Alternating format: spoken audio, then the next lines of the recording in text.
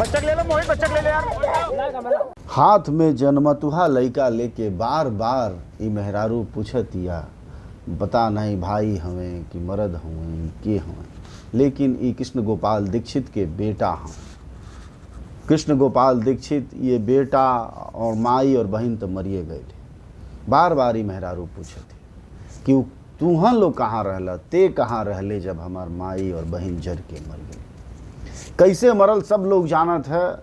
योगी सरकार में बुलडोजर के भ्रष्टाचार के जौन रफ्तार बा उ लगातार गरीबन पर चला था और ए तरह रौंदत है कि आदमी जिए लायक नहीं खे रह जात। अधिकारी, लेखपाल, कानूनगो, एसडीएम, एडीएम, जौन जौन अधिकारी हमें पुलिस वाले सब घूस घास लेके जरा के मार डहलें दीक्षित परिवार के लइकनी और मेहरारू के। लोग आँखी से देखा था, आँखी में शर्म भी नहीं बा, काहे कि सरकार की आँखी में पानी नहीं बचल।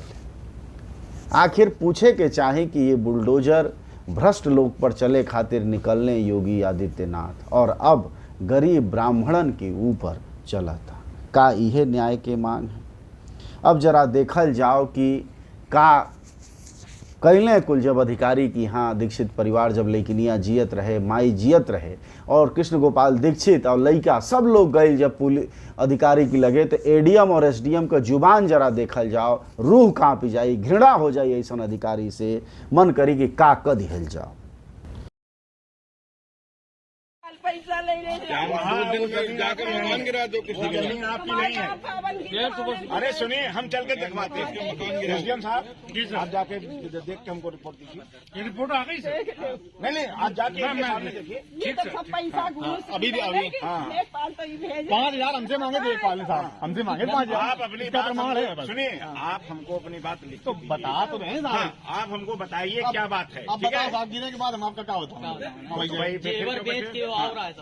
सुनो वो आप ही के गांव के लोग जिलाधिकारी महोदय के समक्ष आकर के आप ही के लोगों ने शिकायत किया। उसमें अरे मेरी बात सुनो भाई, गाँव आबादी में अरे सुनो तो बात हम बात फिर आप जबरदस्ती नहीं अवैध कब्जा का करोगे, माफिया की घेरी आप करोगे। हमारे पास अपराधी नहीं ये माफिया की घेरी नहीं क्या है? बात कर रहे हो? हम कौन है पता है? मैं यहाँ का एडीएम हूँ। आप इस ढंग से जब हमसे बात आप लोग कर रहे हैं नहीं और क्या किया है? खाना नहीं खाया है, खाना हम खिलाएंगे। आप जेल कर रहे हैं नहीं और क्या करेंगे? और क्या मैं इसके बाद और क्या विकल्प भाई? आप माफिया हो। अपने सब सुनल गई है कि अधिकारी का कहले। कृष्ण गोपाल दीक्षित कहत हमें एक बित्ता जमीन दे दिहल जाओ सरकार, जहां हम अपन घर बना ली और रहल शुरू कर दी, उजाड़ दे ले वाणी अपने सबके। तब वो जवाब में कहत हो तू भू माफिया हो, केहू 2 कट्ठा 4 कट्ठा में अपन घर बना ली तो भू माफिया हो गई इनकी खातिर। ईगत ये लिए भइल है क्या है कि हर आदमी जातिवाद में फसल है। अभी ब्राह्मण लोग है, जरा सोचिए कि कई जगह केहू दलित रहित, केहू पिछड़ा रहित तो लोग कही दलितों और पिछड़ों पर अत्याचार हो गए, जबकि सच ई नहीं है। सच ई हो गई है इस समय में कि जे गरीब होई ऊपर अत्याचार तय बा, जे घूस नहीं दे पाई ऊपर अत्याचार तय बा, जे अधिकारी के खिया पिया के टन नहीं कर पाई ऊपर अत्याचार तय बा।